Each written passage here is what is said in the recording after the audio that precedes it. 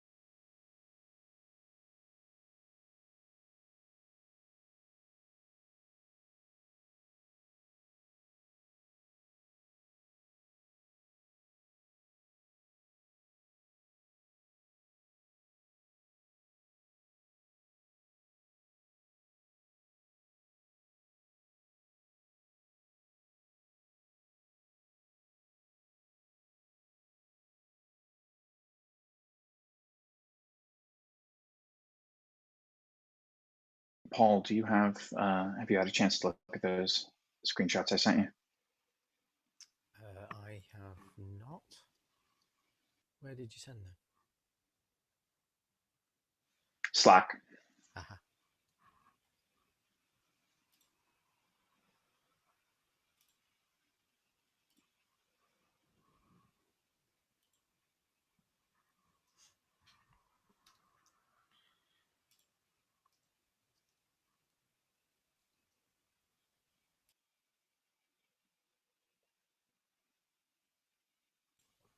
This is my concentrating face pen. There are notionally letters associated with them, although if you can figure them out in Slack's UI, you'd be hard pressed. Okay,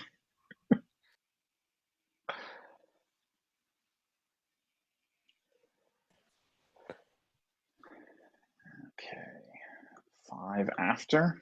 Might as well go ahead and get started. We waiting for anybody, and anybody want to wait for anybody? I can ping Steven really quickly, but I don't know that we need to wait. Oh, yeah. Speaking of the there. Also, this time at the top should definitely be 11 a.m. PST, right? I was like, wow, California's 9 hours behind us.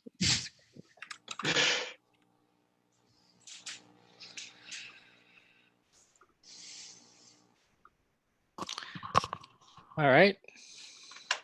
People writing stuff in the agenda. Do we have an agenda anymore? It's in, Yep. We're all signed in, just waiting for you. Got it. Sorry. All right. Cool. Starting at the top, standing item release planning and updates. Any release related updates this week? I know we're working on getting the online build packages out to GCR. Any status updates on that? We are now currently cutting .cnb build packages on all of our meta families. Like whatever the latest release will be, we'll have a build package artifact attached to that. I think Kasha and I are going to talk about what we need to do to also post that in a registry somewhere later today. Remember that there is actually already a registry waiting for you. Cool. On that note, Ben, do you publish your implementation build packages as well currently?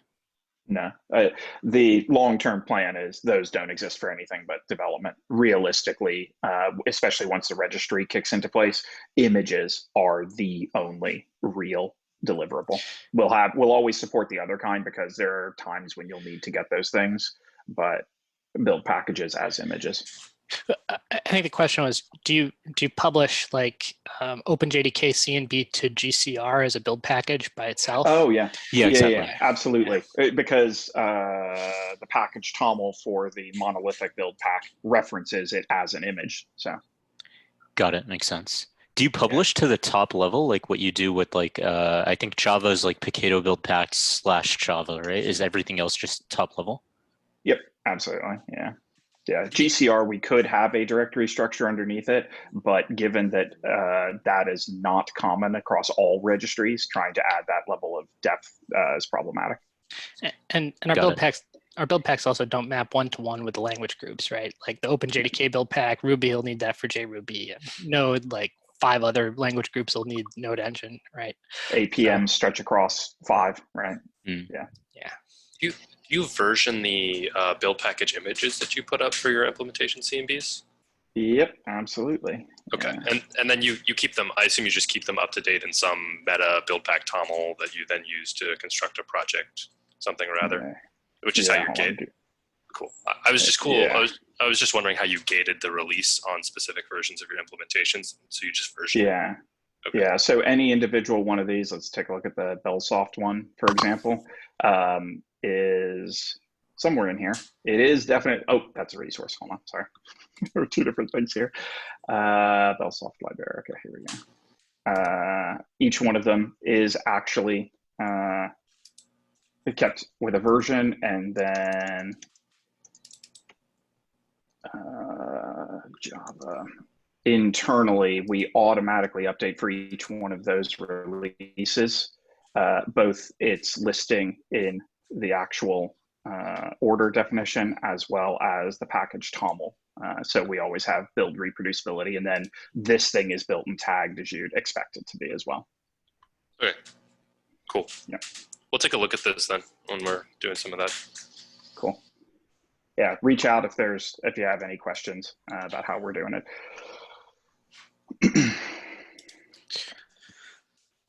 Any other release planning updates?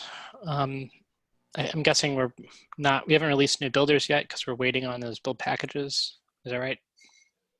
I think there are a couple that have already gotten released. Like I think Forrest finished up .NET Core this morning, so there should already be some updates in that, in the tiny builder. The base builder.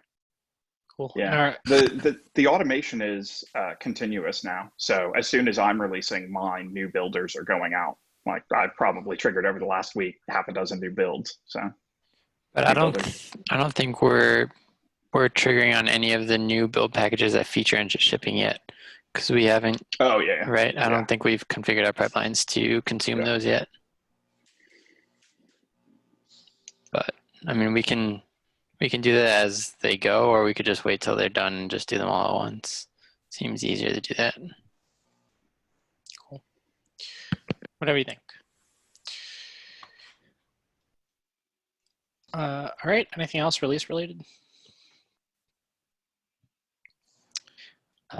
Next thing is outstanding RFCs. Looks like we have 2. I'll go ahead and share my screen and we'll run through them. I think the 2 of them are ones that are fighting each other for which one should actually be implemented. And I want to, because I don't know that I've discussed the one that was put in afterwards with this working group yet. So makes sense. So I'll start with this. I'll present Dan's and then let you present your alternative. How's that sound? So we've used this file called buildpack.toml in the past or buildpack.yaml in the past to provide build configuration when the build configuration is supposed to go through, like when you want to when you want to put that configuration in your Git repo and check it in, as opposed to setting environment variables that might be different for the apps. And this was just proposing a lightweight schema for what that file could look like across build packs that do want to use it, not as a thing that all build packs have to support for every configuration property. Just when you have buildpack YAML, this is what it could look like. Forrest had a different idea that is a little more transparent, hooks into the build plan. I'm really excited about it. Forrest, you want to take it from here? You want to share? Maybe that'd be easier. yeah, let me pull it up really quickly. Cool. Readable. Share my screen. Oh, that doesn't help.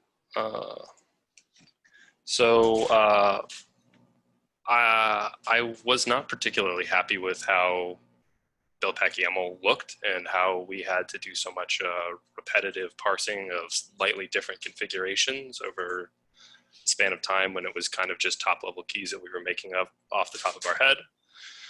So a little while ago, I wrote a build pack that would allow you to inject requires directly into the build plan through a configuration file. It was sort of a debugging build pack that I wrote. But a little while ago, Ryan went in and fleshed it out some more to basically accept a file that looks very similar to the build plan TOML file.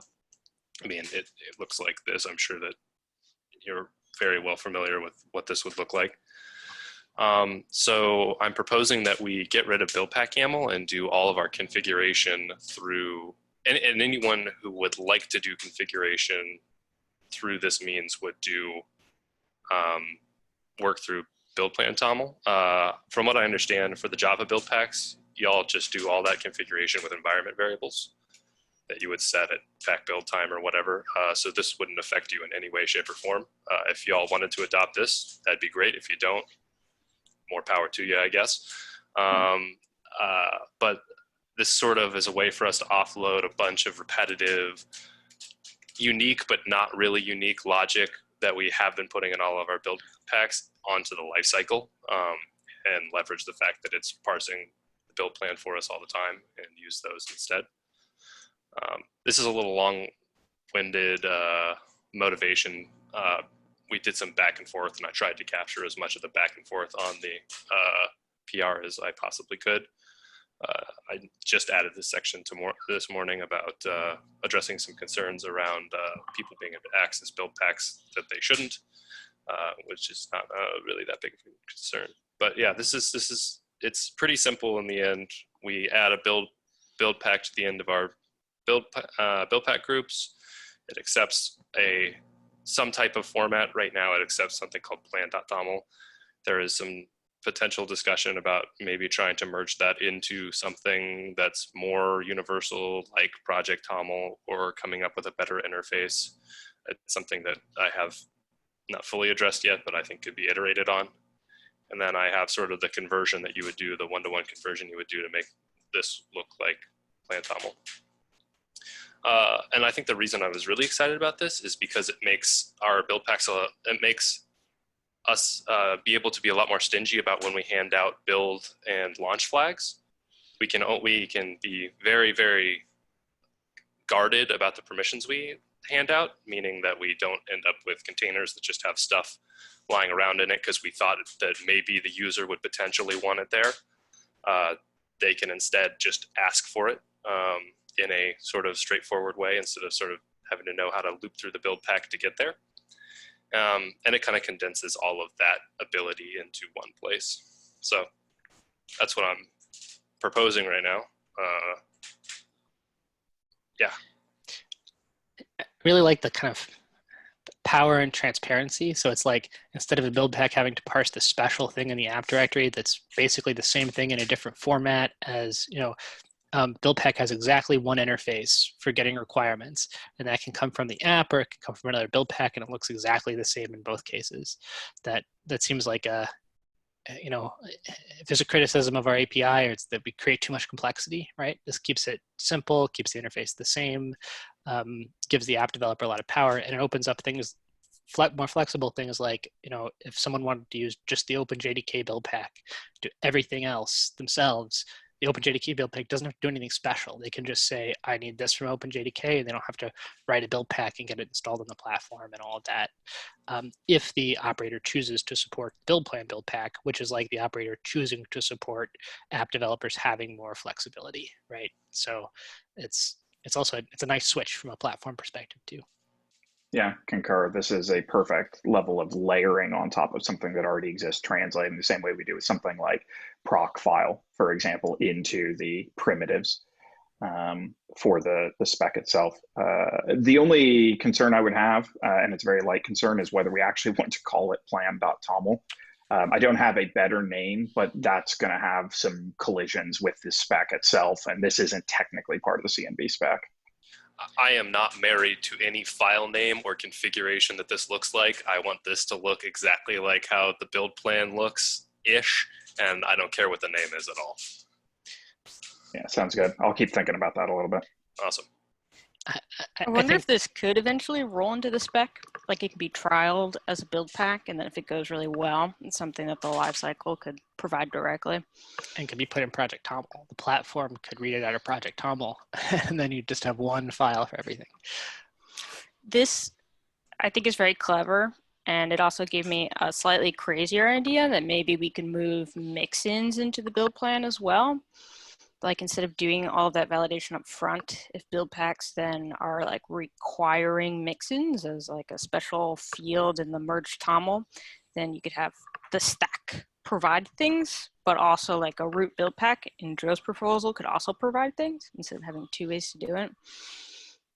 My initial concern with adding mix-ins at that level would be that it might be too like open at that point, or if like we don't want people necessarily configuring the mix-ins here, right? Like, we want that to happen at a lower level. We don't want to give the user that much access to this. Is that right or no?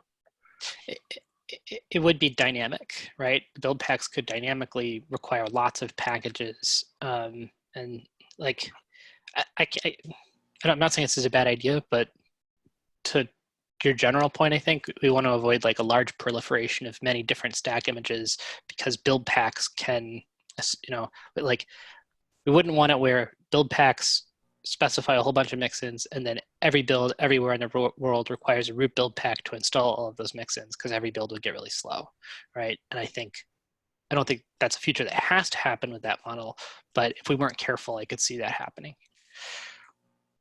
But I don't dislike the idea. I just like that along those lines, that would be like gotcha also. In some ways, build packs are to specify their required list of mix-ins, but they sort of do it with a different mechanism. And then if we hooked into this mechanism, then, the stack can provide it, or a root build pack can, which gets around some of the uglier edge cases with root build packs. Also, a user could require something if we take it all the way. Just a thought, because we can then use this same mechanism. Instead of having like a third layer of compatibility going on, everything can sort of fold into one place. RFC? Yeah, ignoring that for now. It's not an important part of this conversation. I'm interested in the weird edge cases, but I don't want to dive in too deep because it should probably go upstream, right? Cool. I'm really excited about Forrest, what you proposed there. I would be okay proceeding with it called anything, with the idea that we, or anything other people agree on, with the idea that eventually we get it into the spec and, like tune what that looks like. I think the only other thing that we would need to do is I would need to move this build pack from my personal repo into something like the Paketo community or something along those lines. If we wanted to do that, but I'll do that after we accept it. Sounds good. If you wanted to put as part of this RFC that the build pack moves into the official repo location, that would be a way to get the vote as part of that, right? Hey, this is how we're going to do this, and we're going to use this build pack that becomes part of the project. Okay. Yeah, I'll add that. I'll add that after this meeting. We put a little note. Cool. I don't think there are any other outstanding RFCs. Anything else on that? We should probably ask the question, whomever started the build pack YAML, do you want us to continue trying to process build pack YAML in parallel, or do we consider this to be a sufficient replacement for it? Dan is not here today. I think he's still on vacation. Is that right? Yeah, Dan's not here, and I don't think Ryan is here either, which is unfortunate because I believe they're the two authors on that RFC. Okay. I have talked to them both about this, and they're both willing to go forward with this plan, but we should definitely probably close one of these before we accept the other one. Sure, yeah. So that'll be there. If they're not here and they're on vacation or something like that, I think we continue along with yours, and their indication of their support for it will be to close theirs. If you just want to communicate that back to them. Sure. I would really appreciate non-binding reviews on Forrest's PR also. Just want to see who supports it, and if people have questions or anything, I really encourage people to take a look and approve or not approve or whatever you want. I think I need to add both Paul, I think Emily's on there because I talked to you about this. I was not necessarily super concerned about adding Paul or Ben because it doesn't necessarily directly affect you, but I can add you if you like. No, this definitely affects us. Like the reason I would never have supported, or we never would have gone to support build.yaml or buildpack.yaml. But the key thing about this is it doesn't require me to support it, right? This is, if anybody adds this to an order, all build packs implicitly support this behavior. And that's actually what makes it so attractive to me, is that it requires nothing. So I am very much in support of this. We will absolutely add it to the Java build packs as well once it becomes a real build pack image. Okay. Yeah. Then I will put you both on as reviewers. After already taken care of it. Oh, sweet. Well, I don't need to do anything. Just chill out. Awesome. Please stop sharing my screen. There you go. All right, next thing on the list is give VMware build packs RelEng permissions to manage closed PRs in Paketo repos. Yeah, I put this one up here. I was talking to Ryan about this as well, and Dan. And so currently our workflow is like that our bots open PRs when we're updating dependencies in the build pack tomls. And what happens when we're doing development, or if something messes up, is that we have like 5 or 6 PRs in a row that, are doing different things slightly and are erroneous.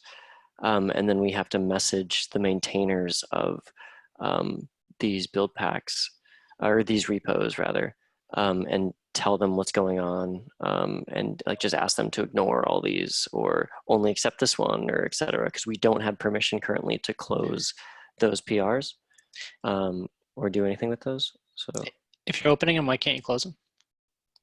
Because the bot is opening them. And so we'd have to write as the bot user, but yeah, you have to just sign in as the bot user to do it. Because I don't think we want people signing in as a bot, right? Because like the security model there is pretty bad. Yeah. If we're saying the bot acts on behalf of RelEng, is that right? Is that kind of the model right now? Yep. Then if repos, can we make the bot part of a team? And if supposed to open and close these PRs, if that makes sense. I guess you can't, if a bot opens a PR, you can't have other people close the PR, right? Without being a maintainer now. I don't know Could you that all it like does. write a, sorry. I don't know that it might make sense to. Could you do that all with contributor permissions? So contributors, they have write permissions. It might make sense to just make people in the RelEng team contributors if the bot is working on their behalf, right? Yeah, Ryan was saying something about like we don't need to be maintainers. We just need to. There's a way that we can just have permissions to like close PRs and stuff, and we don't even need to be able to like accept them. I forget the details on how that works, but Ryan, I think there's a triage now. There's a triage role possibly. Yeah. Cool. So that's a possibility, but I'm sure someone I just heard got interrupted suggesting that you just write a little script for the bot to execute. That's what I was going to say. Just like take the token and then write a script on your workstation that only knows how to close PRs. Because that's essentially the same thing as the bot opening them, right? I mean, it's just automation.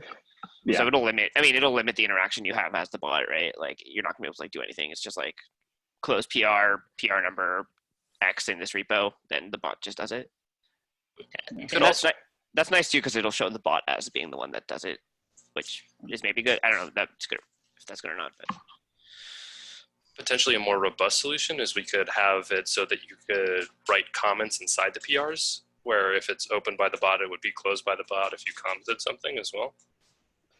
Right up until I wrote a comment in there. Yeah. I'm not saying that it's perfect, but yeah, you know what I mean. That's a pretty common pattern. Yeah, I'm not fundamentally opposed to the idea of adding a triage user or adding a team to the triage group for this. I'd prefer not to have to, simply because it's not a super common use case you see in open source projects. I like the idea of the script, but I don't think it matters particularly.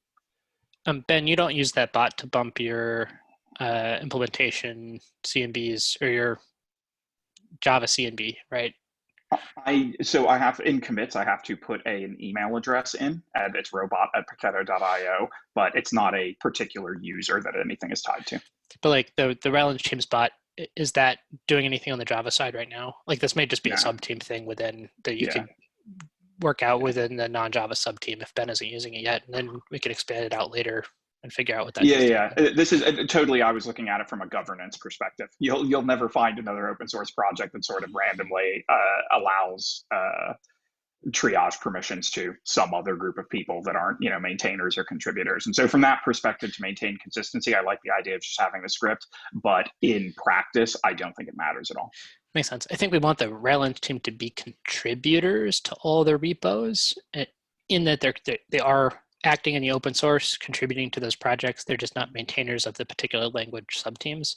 And so that should fit in as long as we're comfortable with adjusting the governance rules if we need to say that they can do that. I don't think that the issue is, I think we're confusing two different things here, or certainly I am as I think about it. Contributor to the project does not necessarily mean GitHub contributor permissions, which aren't sufficient. But if they want to be contributors and we grant contributors triage, sure, let's go for it. If we did do that, though, I wouldn't want us to be necessarily contributors to the meta CMBs, because we don't. The Paketo bot does create PRs in the meta CMBs that the feature engine uses, but team uses, but the RelEng team isn't the one doing that. So it'd be better if we didn't have access to close those PRs because we didn't open them, if that's possible. I'll let you all sort it out. We'll figure it out. In the end, I think it ends up looking like the RelEng team makes builders and the RelEng team makes tools, and then the governance stuff all sorts out normally, but we're shifting stuff around right now. I think it's like a very high level way of describing it. I think the intermediary state makes the problem seem like the governance is more tricky than it really is in the end. Yep. Cool. I'm happy to help out with that if there are more questions on it, but I'm going to move on to the next one for time. That's good. Cool. I put a check on the agenda. Instead, I should put a check on that one. Okay. Build pack YAML replacement RFC. Did we just talk about this? Yeah, we just went over it. Cool. Run image mirrors. This one was me. I think we should publish run image mirrors on all the major registries. I definitely noticed once we move to GCR, now when like a new run image comes out, it slows down exporting to Docker Hub. And we do have this convenient mechanism so we can help people find the closest mirror to get the best performance. I'm also happy to just open this as an issue, but I wasn't sure, still getting up to speed on the new governance model, where the right place to start that conversation was. We actually published the images to Docker Hub already. We just need to add them as run image mirrors to the builder, and we just pointed a story to do that. So hopefully we'll have that done soon. Problem solved.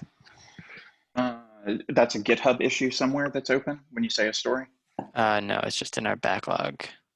Can you open an issue in GitHub so that I have something to follow on? Sure. Thanks. We haven't figured out what stuff should move to GitHub on the RelEng side quite yet. So we still have some tracker stuff there. Yeah, I think this is an obvious place to open it in stacks, since it's 2R stacks or whatever the hell the repo name is that have the stacks in it, and I'll just follow it from there. Wouldn't it make sense? I don't honestly know, but wouldn't it make sense in the builder repo because these are run image mirrors on the builder? Yeah, that could work as well. Yeah, that's right. Run image mirrors don't go on the stack images at all. They're builder specific because we don't couple the stack images to. Yeah, that's a great point. Definitely. Does the documentation either for Paketo broadly or in the stack README describe where all of those mirrors are? I think the builder repo actually does already, but I'm not sure. I can check that out. Okay. And then the final one is, can we also do what it takes to get a mirror on ACR as well? Sure. Think so. Thank you. Can you open an issue for that actually? Where would you like me to open an issue for? I guess the builder repo again. That must be the stack repo. That one must be the stack repo, right? The stack manages where its mirrors are, and then the builder repo manages the consuming of those. I think it's really both places. Like the stack has to get pushed out to all the repos, but those images don't reference each other, and the builder ties them all together. But the stack repo has nothing to do with where those images are pushed, though, right? It should, absolutely.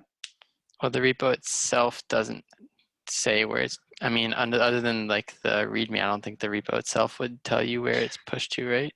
Where does that live? Pipeline configuration file. Where's the pipeline configuration file? The RelEng CI GitHub repo. But every change to the stack should be should document and trigger out of that, right? Like, imagine we didn't do it in Concourse and we did it in GitHub Actions instead. That's where it would live. Right. And then vice versa, the consumption, right? Changing and setting up the mirrors themselves as a piece of documentation in a builder toml would go in the builder. Yeah. Right. That makes sense. All right. Run image mirrors. We should also talk about the tracker for RelEng and see what stuff we should push towards GitHub. Paketo registry proxy to Paketo.io. I put this one down. Someone on the VMware Slack just brought this to my attention and was wondering what you all think about it around setting this up. And I think this would redirect something like Paketo.io / I don't know, Java to the actual registry location. So I felt like this would be pretty cool. UX wise, I wish GCR had something like this to just allow us to have vanity URLs. I've seen this before. It routes all traffic through your, you have to set up a proxy that either gets traffic routed through it or it's responsible for relaying a whole bunch of redirect URLs. It's a little bit of a hack, if that makes sense. Also, the images will get written to the registry with the Paketo IO tag in them instead of the GCRIO tag, like in their image config. So it's not totally transparent. I'm not saying we shouldn't do it. It's a little bit of an abuse of the registry spec, if that makes sense. No, totally, that makes sense. I just wanted to bring it up, see if anyone's interested or not. No issues with that. Yeah, I'm not super interested in it today because I think the vanity redirect URLs are going to be handled by the build pack registry itself. We're going to eventually have, registry.buildpacks.io/Paketo-buildpacks/Java, right? And I think that's going to be the centralized, good-looking URL that everybody's going to use, and like we're going to stop talking about the GCR-ness of it pretty quickly once that happens. If I'm totally willing to reevaluate that. If in the long term we still have this problem after the registry comes into existence, we should evaluate vanity URLs like this.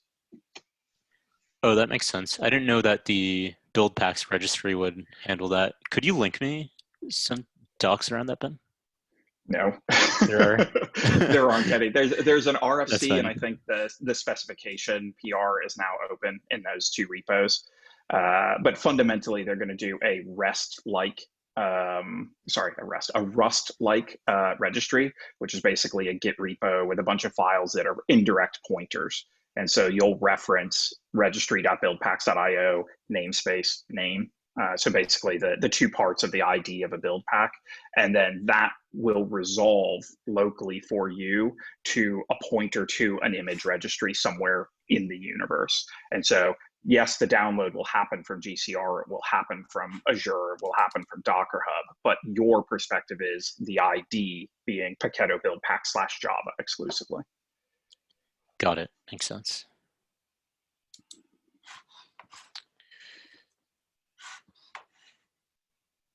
And keep banging on Joe in the meetings about the registry. He is like the personal owner, it's clear, at Heroku for making that registry happen. I was very much against it for a long time, but he's actually come a long way, and I like the design of it now. So as soon as it is available, certainly the Java stuff may, after the Heroku people finish testing it and make it slightly more exposed, the Java stuff is going to be on it instantly to start paving that way, getting away from us ever downloading tarballs, hiding the fact that we've chosen GCR as our download site. All of that stuff I think is good long term. Cool. Sounds good. Next on the list is standardizing on implementation meta build pack release notes. This was me as well. I think with a lot of the stuff we call them feature engineering team is doing to like publish implementation build packs and meta build packs, they now have like a standardized release note format around like where we're listing the full list of dependencies in your build pack toml, dependency deprecation dates, defaults, things like that. So I wanted to see if we could like standardize on some of that across some of the Java team maintained repos as well. I could think of this being like really helpful, especially for things we want to add in the future, like proc file, and then I forget the other one, image utils, I think. And I wonder if we had like a standardize on everything, this would help us quite a bit when we do have eventually meta CNB release notes, which I'd imagine just being like a rolled up level of all of the different implementations. Yeah, what is an example I can look at right now? That's a good question. I could share my screen right now. We could find one. I think maybe .NET Core has them. You're going to want to go to one of the implementations. Oh, actually, I want implementation, yeah. So you can just add -ASP.NET runtime, pick your favorite one. There we go. So this is the example where we have like dependencies, supported stacks, and then I think for some of them like that have deprecated defaults listed in them, you'd see the default as well. So I think like Node Engine might be an example of that.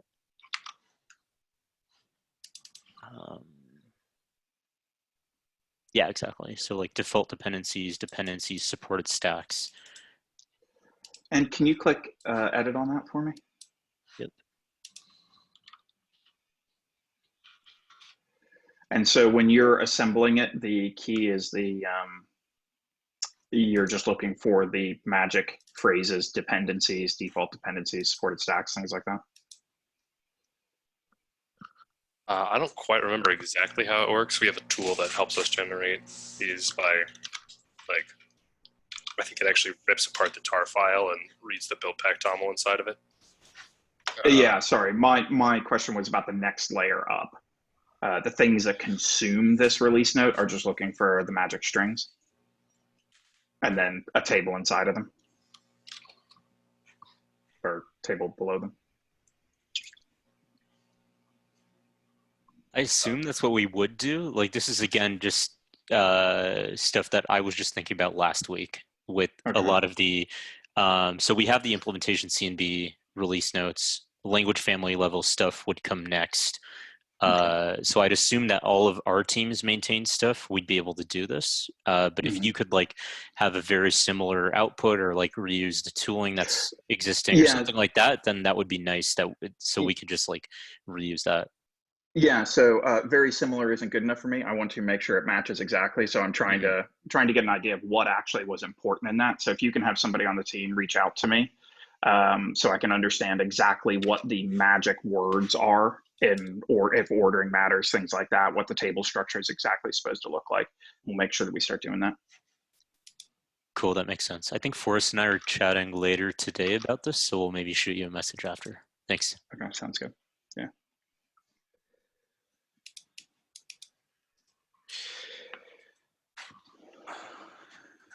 All right. Sorry, I lost the Zoom. Okay. Next thing on the list is Go language RFCs. Yeah, I just remembered that Ryan and I did this about a week and a half ago. We were trying to find a way to consolidate the decision-making process that we had for an individual language family. So in this case, Go, since we were both maintainers on that. And we decided that the best, I guess, middle step until we figured out either a permanent solution or decided that our middle step was the permanent solution was to put an RFCs folder inside of our meta build pack language, and we make any large proposals for the language family. In particular, the one that we were just that inspired this was we want to reconfigure the structure of the Go build pack and build out new build packs and simplify other ones that we already have that exist. So if you are deeply invested in the Go build pack language ecosystem and you have lots of opinions about it, by all means, you can go there, put in RFCs, read the RFCs we have and vehemently disagree with them because they haven't been implemented yet. You know, all your favorite things to do. But yeah, I just wanted to call this out as a structure that we were using and either have people not care or really care and tell me why I'm wrong. I think it makes sense that you wouldn't want to open a proposal about a big change in the Go build pack to the general project-wide RFCs repo. I imagine, Ben, there'll be similar things for Java where someone wants to propose a big structural change, but you don't want to you're not itching to present it to all the other language maintainers. And I think the structure makes a lot of sense to reduce duplication of repos. It seems like a reasonable place to put it, as long as you're okay with, RFC commits going in on top of the, non-RFC stuff. When you package the build pack, you probably shouldn't package it with the RFCs.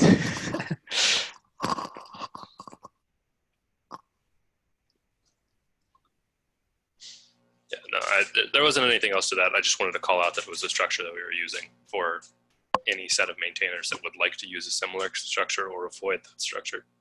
Sorry, why aren't these issues? We didn't feel that issues were the best way of making sure that you had consensus from maintainers. So by doing an RFC, you can have you can make it so the maintainers have to vote on those pull requests that the RFCs are, a part of. And then with that, we could have a process where we could approve these changes without going into an issue and basically writing, this is an issue that we, approve. And we also thought that it was a better paper trail. So you could go into these RFCs things and read our engineering decision tree, basically. makes sense. Also, a very practical thing about issues. We used to have like you could do an issue instead of a PR for RFCs in the CNB project very early on, years ago. And you can't comment on lines and issues. And so it makes it really hard to have a whole bunch of people review something and say, what about this part? This doesn't seem right or whatever. If all the conversation is a linear thread and lots of people trying to quote different sections of it, it becomes kind of intractable. Right. PRs, you can do that though. Yeah, with a PR with the text in the repo, you can comment on each line. You can propose changes really easily too. GitHub has a thing now where you can actually propose a change to a line, and then the person opening the PR just hits a button, and it automatically converts it into a commit and merges the change in, which is really good for editing on text collaboratively when you're trying to agree on something too. Until our DCO bot inevitably barfs on the commit that you've auto-committed. Yeah. You gotta go back later. It's true. I think you can open that up into extended something and then paste the sign by into the bottom part. I think I did that once and it worked. Anyways, anything else to chat about today?